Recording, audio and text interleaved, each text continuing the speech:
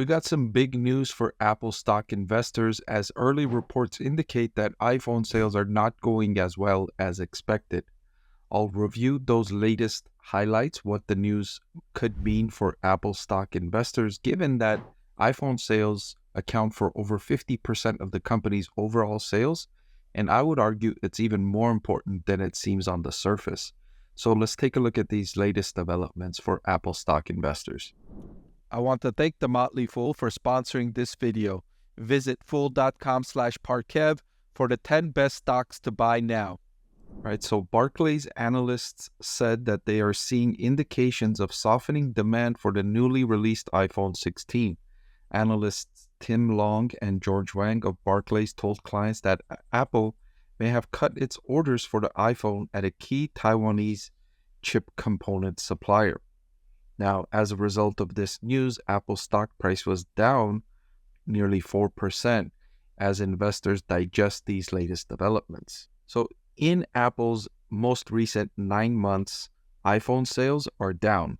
You can see here $154.96 billion in iPhone sales in the most recent 9 months. That's down from $156.8 billion in the same 9-month period last year. So iPhone sales year to date are already down.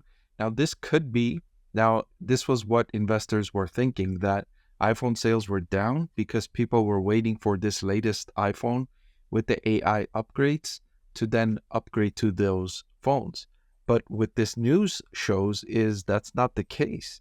People are not upgrading, at least this is what early indications are. Now we don't know for sure because Apple hasn't reported on the latest iPhone sales, but early speculation indicates that sales are not going as well as Apple had hoped. Now, I mentioned that it's more than 50% of its sales, right? If you look at $154.9 billion divided by total net sales of $296 billion, you'll see that iPhone is more than 50% of the company's overall sales. But I think it's more important than that because you could see this services business of $71 billion in 9-month revenue. Would people buy these services if they didn't have an iPhone? And I argue certainly not as much, right? How willing would you be to buy or subscribe to Apple Music if you didn't have an iPhone? How willing would you be to subscribe to Apple TV Plus if you didn't have an Apple device or an iPhone, to be specific? And how likely would you be to buy an Apple Watch if you didn't have an iPhone? Or how likely would you be to buy the AirPods if you didn't have an iPhone?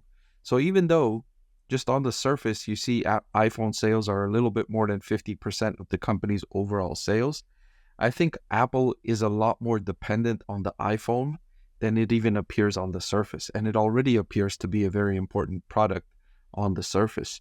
So when initial indications show that sales are not as strong as expected, that's really bad news. But remember, this isn't certain yet. This is just early speculation from the analysts on Wall Street that are following Apple's stock. Now, one of the reasons Apple's sales are down for the iPhone is because sales are down in Greater China. Sales in that region reached $52 billion in the most recent 9 months. That was down from $57 billion in the same 9-month period last year.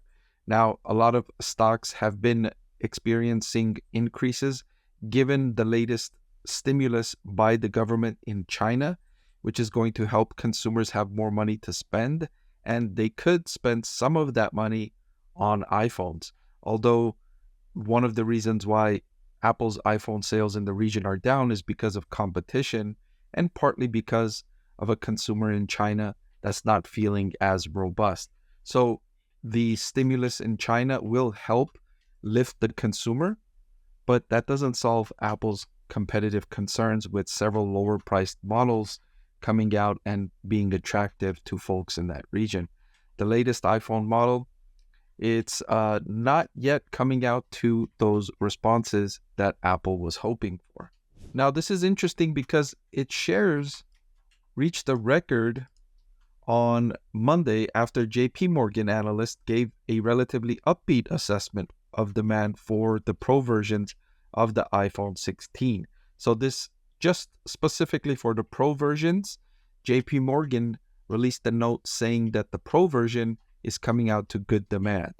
Whereas the note today from Barclays analysts said that overall iPhone sales are not going very well. So even though the Premier category is going well, overall the sales are not going very well. And this comes on the back of similar reports I've heard from other tech companies. Qualcomm, most specifically, noted that what they are noticing in the smartphone industry is even though sales are relatively flat this year, maybe growing in the low single digits, what they do notice is a premiumization of the market where consumers are opting for more powerful smartphones, opting for the more expensive models. And that's news I've heard from several companies that are operating in the smartphone industry. So as you might imagine, almost everyone that wants a smartphone already has one. It's a saturated market. But the area of the market that's growing is a premiumization. People who maybe were used to having a roughly $300 smartphone are now upgrading to, let's say, a $400 smartphone. So a smartphone with maybe more memory, faster RAM, more capabilities, a better camera, whatever the upgrades might be, folks are looking to upgrade to a more powerful phone. And that bodes well for Apple, given that its phones are some of the most premium phones in the market worldwide. So there is evidence of that. As you can see, JP Morgan saying that the Pro versions of its iPhone 16 are selling well. So Apple stock is down 3% on the back of this news. Of course, I'm not happy about that. I am an Apple shareholder. This stock price decrease of 3% is not good news for investors, including myself that own Apple stock. Apple is now trading at a forward price to earnings of 27, which is not cheap. It's not expensive, but it's also not cheap. If investors were considering Apple stock right now, I would say it's a relatively fair value investment. It doesn't offer a unique opportunity where I say, oh yeah, go out there and get these shares on the dip while they're cheap because you're not going to get an opportunity later on. I'm not that optimistic about Apple stock. One of the reasons I still own Apple stock is because I've owned it since 2014 or so. I've owned it for a very long time, so I have a large capital gain ingrained in my Apple investment. So if I was to sell, I would have to pay the capital gains tax, which I would prefer not to sell because I don't feel Apple stock is overvalued. I also don't feel it's undervalued, right? I feel like it's a fair value, so I don't see a reason to sell. So we'll keep an eye on this. We'll see the latest developments for Apple's iPhone, given how important it is for Apple stock investors. Hey everyone, I'm excited to announce that my book is finally available for sale. I've been working on it for more than a year now, so I'm really excited to finally share this with you now. It goes through my framework for evaluating stocks. Some of you often ask why I like this stock or why I like the other stock. And this framework provides you the things that I look at when I'm evaluating stocks. I've added the link in the description below.